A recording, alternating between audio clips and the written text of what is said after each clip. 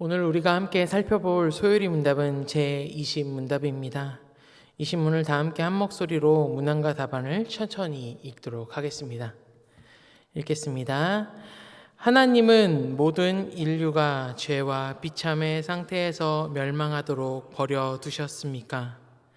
하나님은 자신의 선하신 뜻대로 영원 전부터 어떤 자들을 영생 얻게 하시려고 택하셨습니다. 그리고 은혜의 언약을 세워 구속자로 말미암아 그들의 비참함의 상태로부터 건져내어 구원의 상태로 이끌게 하셨습니다. 아멘. 이 저녁에도 우리에게 들려주신 이 말씀을 통해서 소망과 은혜가 넘치기를 간절히 소망합니다. 우리는 계속해서 소요리 문답의 내용들을 살펴보고 있습니다. 특별히 저희는 앞에 17문과 18, 19문을 통해서 타락이 몰고 온 죄와 그리고 이 타락이 몰고 온 비참이 무엇인지에 대해서 나누었죠. 그리고 오늘 저와 함께 나눌 이 신문의 내용을 통해서 우리는 하나님께서 그 비참의 그 죄의 상태를 해결하시고 구속자에 의해서 구원의 상태로 이끄시기 위해 맺으신 은혜, 언약에 대해서 함께 나누고자 합니다. 오늘 이 이야기 저와 함께 잘 따라와 주시겠습니까? 네, 감사합니다. 교리라는 것이 마냥 딱딱하고 어려울 수 있지만 특별히 이 소요리 문답의 내용 중에 가장 은혜로운 부분이 될 것입니다. 제목부터가 다르죠? 뭐라고 그랬죠? 네 글자로? 은혜, 언약. 네, 이 은혜에 대해서 나누는 것이기 때문에 조금은 편안한 마음으로, 어려울 수 있지만 조금은 편안한 마음으로 함께 나눌 수 있었으면 좋겠습니다. 자, 질문하겠습니다. 타락으로 인해 인간 상태는 어떻게 되었죠? 네, 그렇습니다. 자, 지금까지는 저희가 이 망원경으로 무엇을 봤냐면 사람의 죄와 비참의 상태에 대해서 바라보았습니다. 죄인으로서 우리는 선을 행할 수 없습니다. 아담이 지은 죄와 그의 죄책으로 인해 부패를 이어받으며 우리는 살아가게 됩니다. 하나님과 교제를 잃었고 하나님의 진노와 저주 아래 살아가는 존재가 바로 우리가 되었습니다. 그래서 우리가 더 나은 것, 더 선한 것, 더 좋은 것을 추구하고자 하지만 당연히 우리는 더 나은 것, 더 선한 것을 추구할 수 없으며 더욱더 비참에 처할 수밖에 없는 상태입니다. 하나님께서 아담과 하와를 에덴 동산에서 쫓아내셨습니다. 그 후 아담과 하와의 머릿속에는 무엇이 남았죠? 아름다운 에덴 동산, 그들이 살아왔던 그 아름다움이 남아 있습니다. 당연히 아담과 하와는 자신들이 쫓겨난 땅에서도 무엇을 만들고 싶을까요? 아름다운 에덴 동산과 같은 땅을 만들고 싶겠죠. 그런데 그들이 그 땅에 자신의 땅들에 정착해서 자녀를 낳고 살았는데 그곳이 에덴 동산이 되었나요? 아니죠. 어떻게 되었나요? 그들이 낳은 자녀 중에 가인과 아벨 사이에 어떤 사건이 벌어집니까? 살인 사건이 벌어집니다. 그러니까 아담과 하와가 아무리 자신들이 살았던 그 에덴 동산과 같은 아름답고 선한 것을 추구하고 싶어 하지만 하나님 앞에 그들은 선한 것을 추구할 수 없고 점점 비참에 빠질 수 없는 상태에 놓일 뿐이었습니다.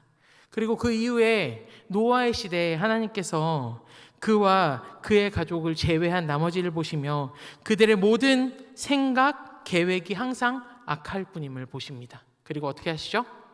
홍수로 노아의 8가족을 제외한 나머지들을 다 쓸어 버리십니다. 19문 빠지의 내용을 보면 인간에게 소망을 가질 수 있으십니까? 없죠. 왜요? 우리는 날마다 비참에 빠지기 때문입니다. 우리는 이 죄라는 문제를 해결할 수 없고 우린 타락했기에 비참의 상태에서 도저히 벗어날 수 없기 때문에 우리는 소망을 가질 수 없는 상태입니다.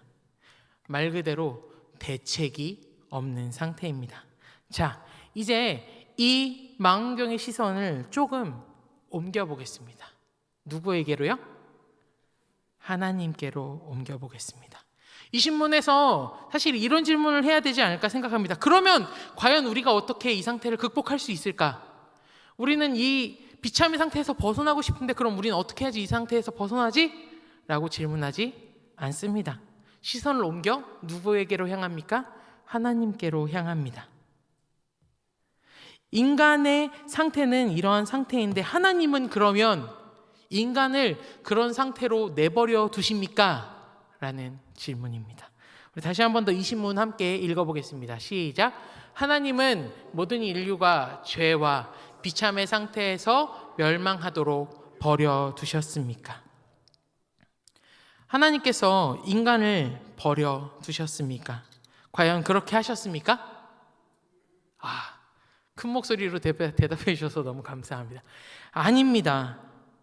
그것을 이 신문에 대한 답의 내용들을 하나하나 풀어가면서 우리는 알 수 있습니다. 소율이 문답의 앞의 내용을 통해서 우리는 이성적인 피조물에 대한 하나님의 작정이 예정되어 있다라고 배웠습니다. 기억나시나요? 그 웃음의 의미를 긍정으로 받아들이도록 하겠습니다. 이 신문의 답의 한 부분을 살펴보면 이런 말씀이 있습니다. 어떤 자들을 영생으로 택하셨다. 근데 이 영생으로 택하셨는데 하나님이 이 영생으로 택하신 시점이 어느 때인가를 이렇게 이야기합니다. 언제로부터요? 모든 영원으로부터. 자, 이게 되게 중요한 거예요. 하나님께서 하나님 영생으로 이끌 자들을 택하셨는데 어디서부터요? 모든 영혼으로부터 시작했대요. 자, 그러면 질문 한 가지 하겠습니다. 여기서 말하는 영원은 어느 시점일까요? 보통은 이렇게 영원 전이라고 표현하죠. 자, 이 시점을 들었을 때 어떤 시점이라고 여겨지십니까? 아주 태초. 태초면은 어떻게 되나요? 우리의 시간으로부터 언제요? 과거로 넘어가죠. 그런데 우리의 시점에서부터 아주 먼 과거의 어느 시점으로 만약에 이것이 정의가 된다면 하나님께서 선택하지 않은 사람들의 멸망에 대한 책임이 누구에게 있죠? 하나님께 있습니다. 하나님이 선택하지 않았기 때문에 그들이 멸망한 거예요. 과거의 시점에서 바라보면. 그리고 죄를 지으면 하나님께서 그들이 죄를 짓도록 정하셨다라고 이야기할 수밖에 없습니다. 그럼 어떻게 되는 거죠? 하나님이 죄를 짓게 만드신 분이 되는 거죠. 그것은 맞나요? 아닌가요? 아니죠. 하나님은 죄를 만드신 분이 아니십니다. 그런데 우리는 이 시점에 대해서 모든 영혼에 대해서 한번 생각해 보아야 합니다. 자, 질문 한 가지 하겠습니다. 하나님의 시간은 우리의 시간과 같을까요? 같지 않습니다. 하나님은 우리의 시간에 속한 분이 아니십니다. 여기서 표현한 영혼이라는 것은 우리가 놓여 있는 이 시간이 아니라 하나님의 시간, 즉 하루가 천년 같고 천년이 하루 같다라고 말씀하시는 우리의 모든 시간을 초월하시는 하나님의 시간으로 보아야 한다라는 것입니다. 과거와 현재와 미래를 동시에 다스리시고 관리하시는 하나님, 그 하나님의 시간 안에서 하나님은 어떤 자들을 영생으로 이끄시기로 택하셨습니다. 그렇게 하나님은 죄를 조성하신 분이 아니십니다. 누군가를 멸망시키려고 작정하시지 않았습니다. 사실 이것은 인간의 인식을 넘어서는 내용입니다. 그러나 우리는 이 하나님이 죄를 조성하신 분이 아니라는 것을 무엇을 통해 알 수 있죠? 우리에게 주어진 성경의 말씀을 통해서 알 수 있습니다. 또한 하나님께서 각 사람에 대해서 자신의 행위에 대한 책임을 묻고 있다는 사실 또한 우리는 성경을 통해서 알 수 있게 됩니다. 하나님께서 시간을 초월해서 지배하시며 영원 전에 어떤 사람들을 영생으로 택하시는 동시에 죄를 조성하신 분이 아니기에 죄를 범한 자들에게 죄에 대한 책임을 물으실 수 있다는 것이죠. 자, 이해가 되십니까? 감사합니다. 사실 우리가 단어를 들으면은 그렇구나 할 수 있다는 무한성, 영원성, 불변성, 사실 이것들을 우리들이 이해하는 것은 참 쉬운 일이 아닙니다. 우리는 무한을 경험해 보지 않았고 영원을 경험해 보지 않았고 불변한다는 것을 경험해 보신 분이 계십니까? 아무도 경험해 보지 않았기 때문에 사실 이것은 우리들이 도저히 알 수 없는 영역입니다. 그럼에도 불구하고 우리는 믿음으로 하나님이 무한하시며 영원하시며 불변하심을 믿고 있죠. 아멘. 이 문제 또한 우리가 다 이해할 수 있는 영역을 넘어서는 믿음으로써 이해하는 것으로, 믿음으로써 받아들인 영역이라고 우리는 생각해 보아야 하겠습니다. 자, 그렇다면 하나님께서 이렇게 영원 전에 모든 영혼으로부터 하나님께서, 제가 지금 설명을 너무 긴장되게 하느라고 넘겨야 될 걸 잘못 넘겼네요. 그렇다면 하나님께서 영원 전에 어떤 사람들을 영생으로 택하실 때 그 택하심의 근거가 무엇일까? 그러니까 그거죠. 하나님이 사람을 택하시는 그 근거는 무엇이지? 무엇이라고 생각하십니까? 우리가 가진 잘난 어떠한 부분, 우리들의 선한 마음, 우리들이 착한 행동, 이 중에 혹시 답이 있다라고 생각하십니까? 뛰어나십니다.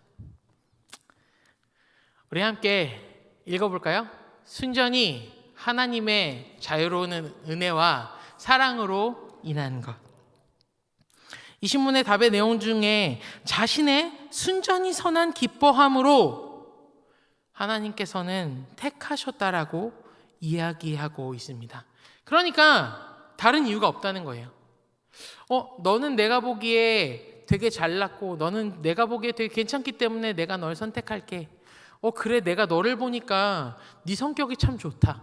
그래, 넌 성격이 좋으니까 나한테 와. 하나님은 이런 방식으로 택하지 않으셨다라는 거예요. 어떻게요? 하나님 자신이 가지시는, 하나님 자신이 가지시는 순전히 선한 기쁨, 하나님 자체가, 하나님께서 그 택하심의 근거가 된다라는 것입니다.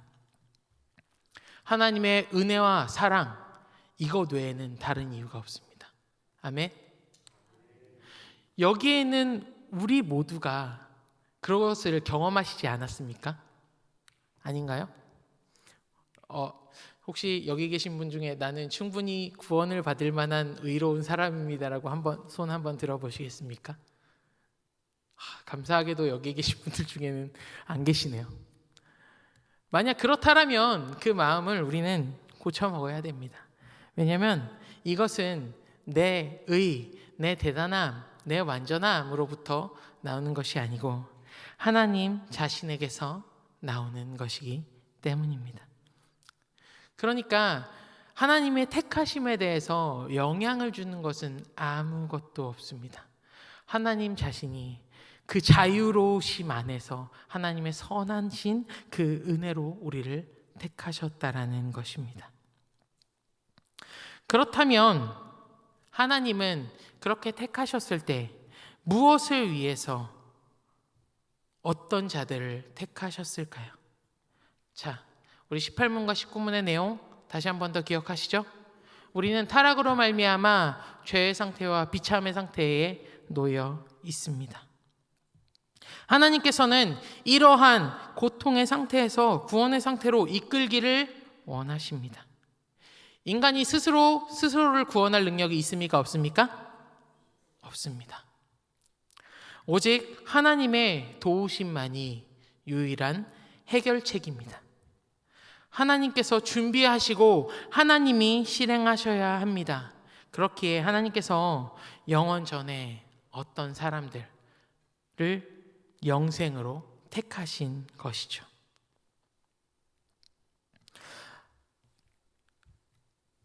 하나님은 영원 전에 택하신 자들을 죄와 비참의 상태에서 건져내어 구원의 상태로 이끌기 위해 어떤 방법을 선택하셨을까요? 그것이 오늘 아까 전에 처음에 이야기했던 택한 이들과 맺은 약속에 대한 것입니다. 언약이 무엇일까요? 하나님께서 자기 스스로 낮추셔서 자녀들의 순종에 대한 축복과 상급을 주겠다고 맹세하신 것이죠. 하나님께서 택하신 사람들에게 은혜를 베푸셔서 자기를 낮추시고 자녀들의 순종에 대한 축복과 상급을 주겠다고 약속하신 것이 바로 은혜의 언약입니다. 자, 이 은혜의 언약 이전에 무슨 언약이 있었을까요? 아담과 맺었던 은혜 언약은 그냥 받는 거죠. 그러면 그 전에는 무슨 언약일까요? 무언가를 행동해야 되는, 행동으로 함으로 얻어야 되는 거죠. 무슨 언약이죠? 행위 언약입니다. 하나님께서 아담과 맺으신 언약이죠. 행위 언약. 행위 언약의 조건은 완전한 순종이었습니다. 사실 아담이 죄를 짓기 전에 아담은 이 완전한 순종을 할 수 있었을까요? 없었을까요? 있었기 때문에 하나님께서 아담에게 그렇게 약속하시고 언약을 맺으셨던 것이죠. 그가 완전한 순종을 행할 수 있도록 하나님께서 그렇게 그에게 선물로 그러한 능력을 주셨습니다. 그가 완전한 순종으로 살아갈 때 하나님께서는 그에게 영원한 생명을 주시겠다라고 약속하셨습니다. 이것이 바로 하나님께서 낮아지신 은혜입니다.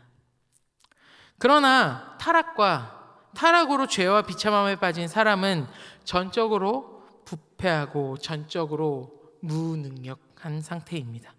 순종할 수 있을까요? 없을까요? 없습니다. 죄를 안 지을 수 있을까요? 없을까요? 없습니다. 그런 우리가 완전한 순종이 가능하겠습니까? 불가능하겠습니까? 불가능합니다. 그렇기 때문에 하나님께서는 예수 그리스도를 통해서 이런 죄와 비참함의 문제를 해결하셨습니다. 구속자로 이 땅에 오신 예수님은 죄책과 전 속성의 부패로 인한 문제를 해결하기 위해서 사람이 되어 사람의 모양으로 이 땅에 오셨습니다. 그리고 이 땅에서 사람으로 살아가시고 고난을 받으시며 십자가에 못 박혀 죽으셨습니다. 이 죽음은 어떠한 죽음입니까? 사람들의 죄값과 더러움을 대신 짊어지신 대속의 죽음이었습니다. 하나님께서 영원 전에 택하신 자들을 예수님의 죽음으로 획득하신 구원을 믿고 받아들이는 자입니다. 택한 자들이 누구라고요? 예수님의 죽음으로 획득한 구원을 믿고 받아들이는 자들. 자, 그러나 생각해 봐야 합니다. 예수님이 우리를 위해 죽어주셨고 우리를 구원해 주셨는데 우리는 이것을 믿을 능력이 있습니까? 없습니까? 없습니다. 죄로 인해 모든 속성이 부패해 있고 지식과 의와 거룩함을 잃어버린 우리는 도저히 예수님의 그 신분의 가치를 알 수 없습니다. 예수님의 죽으심의 그 의미에 대해서 우리들은 도저히 알 수 없는 상태이죠. 근데 하나님께서는 이런 사람들을 누구를 통해서 믿게 하실까요? 바로 보혜사이신 성령님을 통해서 우리들 가운데 부어주셔서 우리는 도저히 하나님을 알 수 없고 하나님을 믿을 수 없지만 그럼에도 불구하고 하나님을 믿고 하나님의 은혜를 고백할 수 있는 자로 우리를 부르신다라는 것입니다. 그리스도께서 획득한 구원을 성령을 통해서 택한 자들에게 적용하십니다. 이렇게 성자 하나님과 성령 하나님을 통해 구원을 획득하고 적용하시겠다라고 택한 사람들과 맺은 언약이 바로 은혜 언약입니다. 이 은혜 언약을 웨스트민스터 신앙고백 7장 3항에서 이렇게 말합니다. 함께 읽겠습니다. 시작. 사람이 타락함으로 스스로 그 언약에 의해 생명을 얻을 수 없게 되었는데 주께서 그 기쁘신 뜻대로 은혜의 언약이라 칭하는 둘째 언약을 맺으셨다.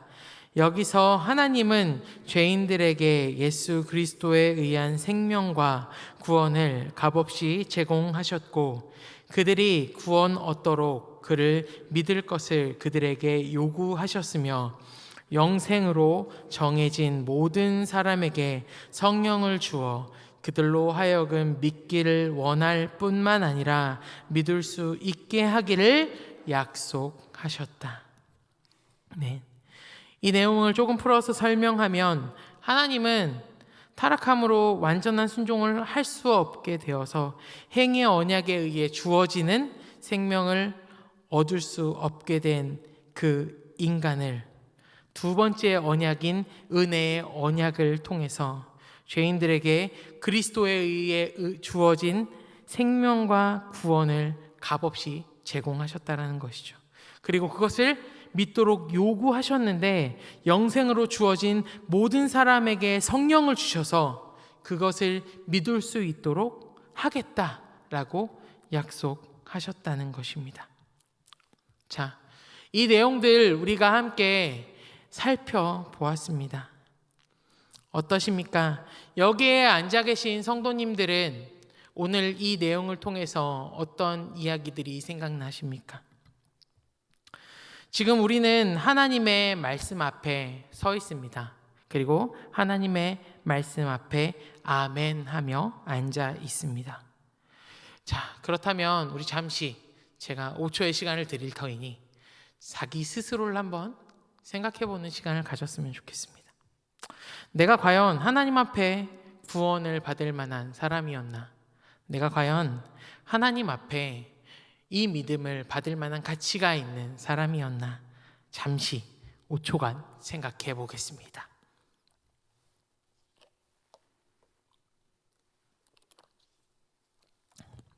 생각을 마치셨죠?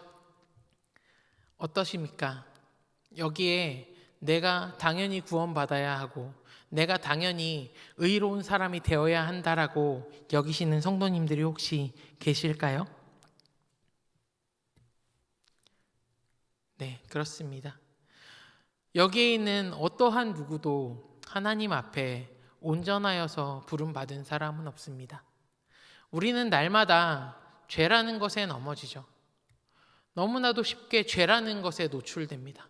하루에도 여러 번. 그러나 우리는 이것을 극복할 수가 없어요. 왜요? 우리는 본질이 진노의 자녀이기 때문입니다. 우린 진노 가운데에 이 비참함에서 도저히 벗어날 수 없는 멸망의 상태에 있기 때문입니다. 그러나 하나님께서는 그러한 우리를 택하시고 그러한 우리에게 믿음을 주시고 은혜의 언약 안에서 생명을 얻게 하셨습니다. 그러니까 지금 우리가 이 자리에 앉아 있는 이유, 내가 믿었기 때문에 당연히 내가 이 자리에 앉아 있는 것이 아닙니다. 내가 예수님을 믿고 내가 변화받았기 때문에 이 자리에 앉아 있는 게 아니에요. 어떤 사람은 이렇게 얘기하면 내가 예수를 믿어서 이렇게 됐어. 내가 예수를 믿어서 이렇게 됐어 라고 이야기하는데요. 우리가 예수를 믿어서 지금 이 자리에 앉아 있는 것이 아닙니다. 예수님께서 우리들에게 믿음을 주셨고 예수님께서 우리를 불러주셨기 때문에 우리는 지금 이 자리에 앉아서 예배를 드리고 하나님의 말씀 앞에 아멘이라고 화답할 수 있는 것입니다. 우리는 우리의 상태가 어떠하든지 우리의 상황이 어떠하든지 하나님께서 부르신 하나님의 택함받은 백성입니다. 당연히 우리에게 이 복음은 그렇게 전해졌습니다. 당연히 구원받지 못할 사람을 구원받은 사람으로 하나님이 부르셨죠. 그리고 믿음 안에 살게 하셨습니다. 그래서 우리는 이제 비참한 상태에 있다라고 절망하지 않습니다. 우리는 이 비참의 상태에서 벗어납니다. 내 능력과 내 상황과는 전혀 상관이 없이 하나님께서 우리를 은혜의 언약 안에 구원을 얻도록 인도하셨기 때문입니다. 아무것도 할 수 없지만 모든 것을 은혜로 얻은 우리이기에 우리는 우리에게 구원을 주신 하나님을 찬양하며 믿음 안에서 살아가야 합니다. 우리는 이렇게 함께 이 신문의 내용을 나누었습니다. 마침 이번 주일이 무슨 주일이죠? 콕 집어서 New Coming Day. 이렇게 표현하면은 조금 더 구체적으로 얘기할 수 없지만 조금 더 구체적으로 이걸 얘기하자면 어떤 믿지 않는 자들을 초대하여서 그들 가운데 복음이 들려지게 하는 그 일들을 저희들은 지금까지 기도하였고 준비하였습니다. 아멘. 그 자리에 초청되는 사람들의 상태는 똑같습니다. 어떠한 상태이죠? 죄와 비참 가운데 놓여 있습니다. 그런데 그들을 초청했을 때, 그들이 이 자리에 왔을 때 그들을 변화시키고 그들의 심령을 하나님께로 이끄시는 분이 누구시죠? 하나님이시고 하나님께서 그들 가운데 성령을 통하여서 믿음을 주실 것입니다. 우리는 여러 가지 생각을 합니다. 이 사람이 이렇게 하면 기분 나쁘지 않을까? 이 사람에게 이렇게 복음을 전하면 어렵지 않을까? 그러나 그 모든 염려를 넘어서는 하나님의 택하심과 하나님의 인도하심이 우리의 모든 시간 가운데 있을 것입니다. 예수님께서 그 구원의 길을 인도하여 주셨고 성령을 통하여서 우리들 가운데 믿음을 주셨듯이 그 뉴커밍 데이를 통하여서 오는 모든 이들 가운데에 그 하나님의 복음이 그들의 심령 가운데 심기는 것들을 우리들이 경험하게 될 것입니다. 이 일은 감히 우리가 상상하거나 우리가 해낼 수 있는 일이 아닙니다. 여기 계신 분들 모두가 경험하셨잖아요.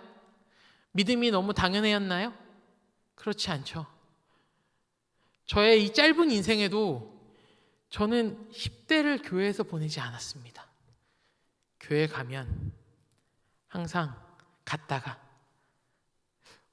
드럼을 가르쳐 주기로 했는데 안 가르쳐 주네 안 가고, 기타를 가르쳐 주기로 했는데 안 가르쳐 주네 안 가고.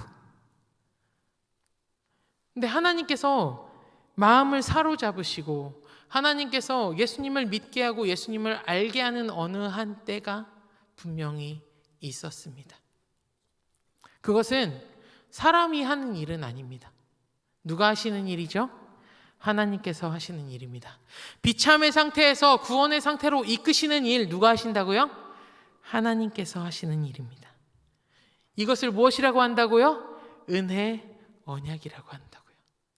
그것이 우리들 가운데 이미 주어졌고 우리가 앞으로 진행해야 할 뉴커밍 데이를 뿐만 아니라 그리고 계속해서 우리가 전해야 할 이 복음을 듣는 모든 사람들에게 이루어질 하나님의 역사입니다. 우리는 감히 상상할 수 없고 알 수 없는 이것을 이루실 하나님을 믿고 의지하기를 간절히 소망합니다. 하나님께서 그렇게 인도하실 것입니다. 하나님께서 그렇게 그들 가운데에 일하실 것입니다. 우리는 그것을 믿음으로 고백하며 하나님이 이루어 주시는 것들을 경험하고 하나님을 찬양할 수 있기를 간절히 소망합니다.